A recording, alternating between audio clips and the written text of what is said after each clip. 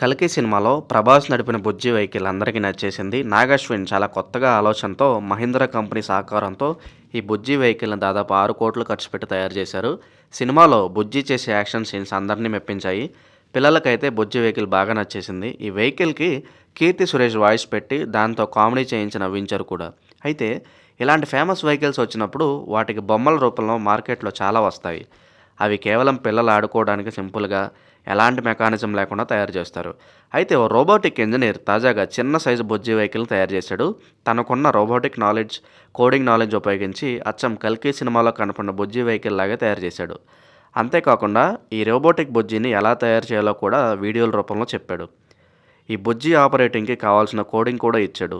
దీంతో ఈ బుజ్జి వీడియోలు వైరల్‌గా మారాయి. అచ్చం 'కల్కి' బుజ్జి వెహికల్ లాగే చిన్న సైజు బుజ్జిని ఎలా తయారు చేశాడంటూ దీన్ని చేసిన ఇంజినీర్ పర్వేజ్ హుసేన్‌ని అభినందిస్తున్నారు. ఇప్పుడు ఈ వెహికల్‌లో ఉండే కీర్తి సురేష్ వాయిస్ ఇచ్చిన చిన్న బుజ్జి రోబోని తయారు చేసే పనిలో పడ్డాడు.